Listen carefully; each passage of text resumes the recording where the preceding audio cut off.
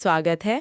आज हम युवाल नोआ हरारी की किताब होमो डेयस भविष्य का संक्षिप्त इतिहास इस पर थोड़ी गहराई से बात करेंगे। जी। ये किताब देखती है कि कैसे हम इंसान मतलब पुरानी जो मुश्किलें थीं, भुखमरी, महामारी, युद्ध, इनसे आगे बढ़कर अब कुछ नए लक्ष्य देख रहे हैं। हाँ, जैसे कि अमरता, हमेशा वाली खुशी और शायद दैवत्व भी। बिल्कुल।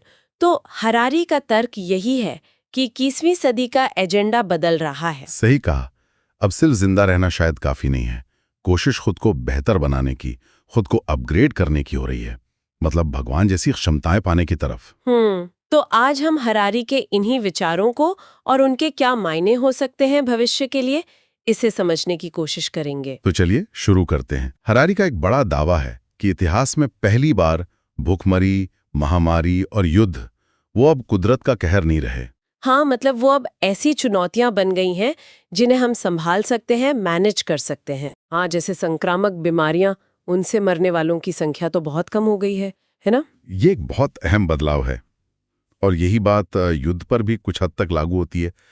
आंकड़े तो आके हैरान करते हैं। जैसे देखिए, एक आंकड़ा है कि 2012 में युद्ध और अपराध से कुल मिलाकर करीब 6,20,000 मौतें हुई और उसी साल डायबिटीज उससे 15 लाख जाने गई।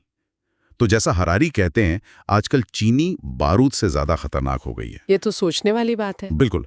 और बड़ी ताकतों के बीच जो बड़े युद्ध का खतरा है, वो परमाणु हथियारों की वजह से कम हुआ है, क्योंकि वो अब एक तरह की सामूहिक आत्महत्या जैसा होगा। हाँ, वो तो है। और आज की जो ज्ञान आधारित अर्थव्यवस्था है, उसमें युद्ध से कुछ ठोस हासिल करना भी मुश्किल है।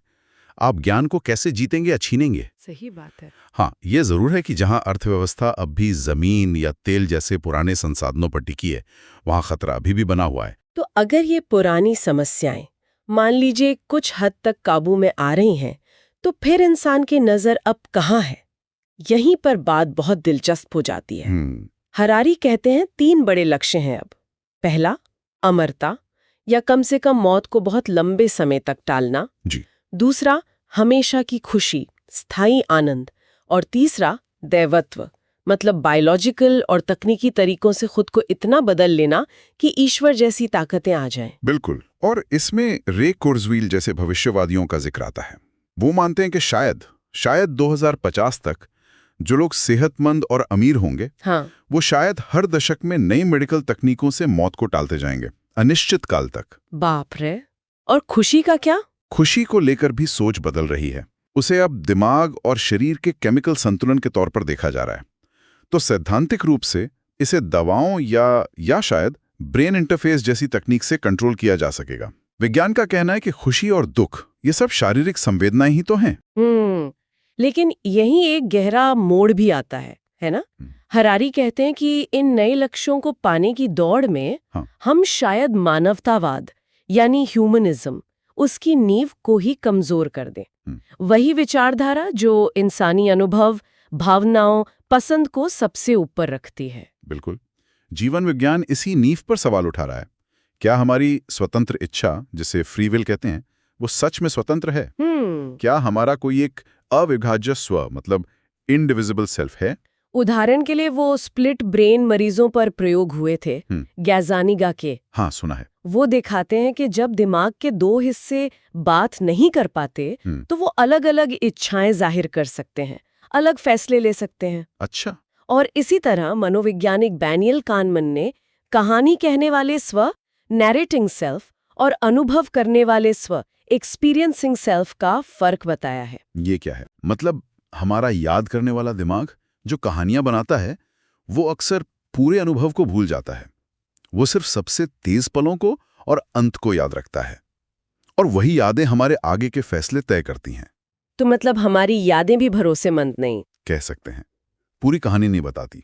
और फिर वो विचार आता है कि जीव मतलब हम इंसान भी मूल रूप से जटिल एल्गोरिदम ही है। हाँ, ये एक बड़ा दावा है। अगर हम एल्गोरिदम हैं और हमारी भावनाएं, इच्छाएं, ये सब बायोकेमिकल प्रक्रियाएं हैं, तो क्या ये हो सकता है कि कोई बाहरी एल्गोरिदम हमें हमसे बेहतर समझने लगे? ये तो बहुत अजीब लगता है। सैद्धांतिक रूप से तो ये संभव है। सोचिए, एक ऐसा एल्गोरिदम जो लगातार आपके शरीर के सिग्नल, दिल की धड़कन, ब्लड प्रेशर, आपकी ऑनलाइन आदतें, क्या पसंद है क्या नहीं, सब ट्रैक करे।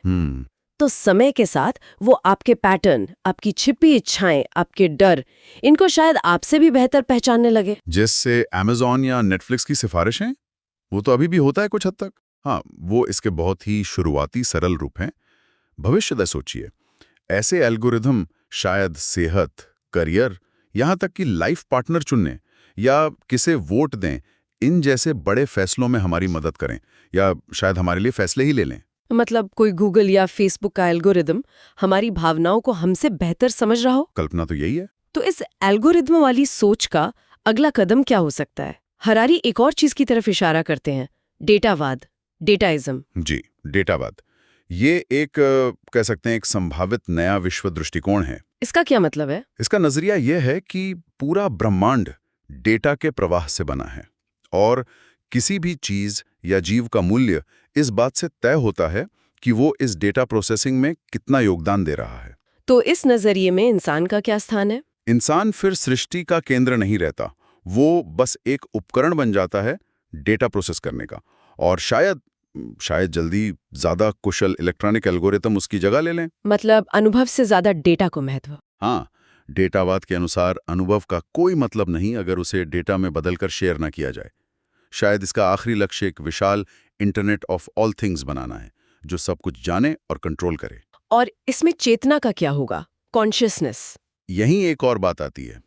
बुद्धि, इंटेलिजेंस और चेतना, कॉन्शियसनेस, अलग हो सकती हैं। भविष्य में शायद बहुत बुद्धिमान पर बिना चेतना वाले एल्गोरिदम हों। तो हमने देखा कि कैसे हरारी बता रहे हैं कि इंसानियत पुरानी समस्याओं से आगे बढ़कर अमरता, खुशी, देवत्व जैसे लक्ष्यों की ओर बढ़ रही है। जी हाँ। लेकिन इस सफर में विज्ञान और तकनीक हमारे सबसे बुनियादी विश्वासों पर ही सवाल खड़े कर रहे हैं, जैसे स्वतंत्र इच्छा, व्यक्ति का महत्व। बिल्कुल। और ये हमें कुछ बुनियादी सवालों के साथ छोड़ देता है। क्या जीव वाकई सिर्फ एल्गोरिदम है? क्या जीवन का मतलब सिर्फ डेटा प्रोसेसिंग है? बुद्धि और चेतना में से ज्यादा कीमती क्या है? और उस दुनिया का क्या होगा जहां शायद बिना चेतना वाले लेकिन हमसे कहीं ज्यादा बुद्धिमान एल्गोरिदम हमें हमसे बेहतर जानने लगेंगे? समाज का, राजनीति का, हमारे रोजमर्रा के जीवन का क्या होगा फिर? हाँ, इन सब का क्या होगा? ये वाकई बहुत गहरे सवाल है जिन पर सोचने की जरूरत है। इस दिलचस्प बातचीत के लिए बहुत बहुत धन्यवाद। धन्यवाद।